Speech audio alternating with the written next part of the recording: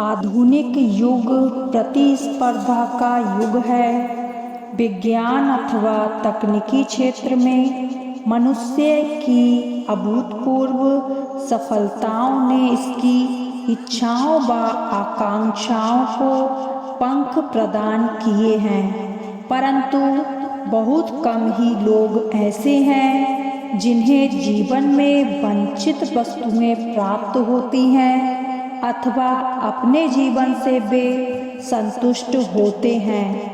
हम में से प्रायः अधिकांश लोग जिन्हें मानव वांछित वस्तुएं प्राप्त नहीं होती हैं, वे स्वयं की कमियों को देखने के स्थान पर अपने भाग्य को दोष देकर मुक्त हो जाते हैं। वास्तविक में भाग्य भी उन्हीं का साथ देता है जो स्वयं पर विश्वास करते हैं। वे जो अपने पुरुषार्थ के द्वारा अपनी कामनाओं की पूर्ति पर आस्था रखते हैं, वही व्यक्ति जीवन में सफलता के मार्ग पर अग्रसित होते हैं। भाग्य और पुरुषार्थ एक दूसरे के पूरक हैं। पुरुषार्थी अथवा कर्मवीर व्यक्ति जीवन में आने वाली बाधाओं व समस्याओं को सहजता से स्वीकार करते हैं। कठिन से कठिन परिस्थितियों में भी वे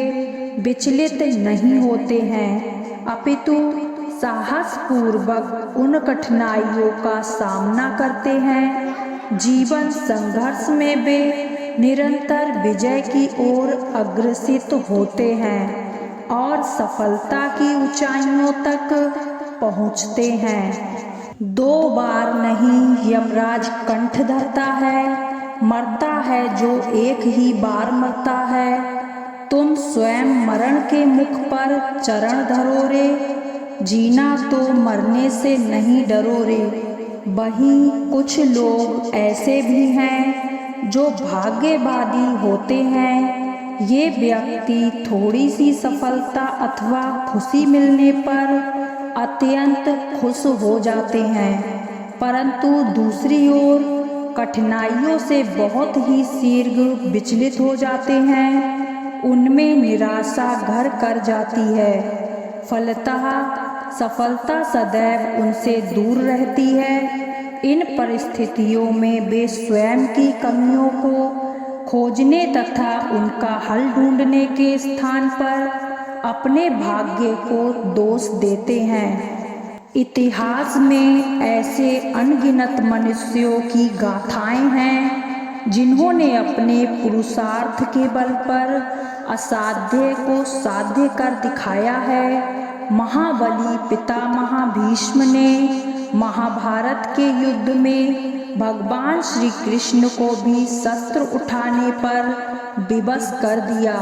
महात्मा गांधी ने अपने सत्य और अहिंसा के बल पर देश को सैकड़ों वर्षों से चली आ रही अंग्रेजी दासता से मुक्त दिलाई। यदि हम विश्व के अग्रणी देशों का इतिहास जानने की कोशिश करें तो हम देखते हैं कि यहाँ के नागरिक अधिक स्वावलंबी हैं। वे भाग्य पर नहीं बल्कि पुरुषार्थ पर विश्वास रखते हैं। गीता में श्री कृष्ण ने सच ही कहा है, कर्म का मार्ग पुरुषार्थ का मार्ग है। धैर्य पूर्वक अपने कर्तव्य पथ पर अडिग रहना ही पुरुषार्थ को दर्शाता है। पुरुषार्थी व्यक्ति ही जीवन में यश अर्जित करता है। वह स्वयं को नहीं अपितु अपने परिवार, समाज तथा देश को गौरवान्वित करता है। पर कभी कभी अपने भाग्य को स्वीकार कर लेना ही श्रेयस्कर है, क्योंकि इस स्थिति में हमें संतोष और धैर्य का अनायास ही साथ मिल जाता है, जो जीवन में उन्नति के लिए आवश्यक है। ईश्वर ने मनुष्य को सब कुछ प्रदान किया है, किंतु उसे आवरण में छिपा कर रख दिया। वह सब उसे कैसे प्राप्त हुआ? पुरुषार्थ के बल पर, अन्यथा सीप में मोती छिपे रह जाते हैं, धरती के भीतर रत्न दबे रह जाते हैं। ना फसल उगती है, ना धरती सोना उगलती है। भाग्यवादी तो केवल बैठा बैठा मुँह ताकार करता है, आलसी और निष्क्रिय होकर दैव दैव पुकारता रहता है, जबकि पुरुषार्थी अपने कार्य के बल पर बड़े बड़े संकटों को विजय प्राप्त कर लेता है। अगर भाग्य कुछ होता भी है, मान लीजिए कि यदि हमारे लिए तय कर दिया गया वह हमें प्राप्त होगा ही, तो उसके लिए भी हमें कार्य करना ही पड़ेगा।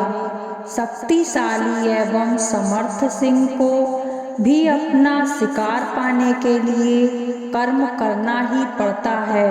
शिकार स्वयं उसके मुख में प्रवेश नहीं करता।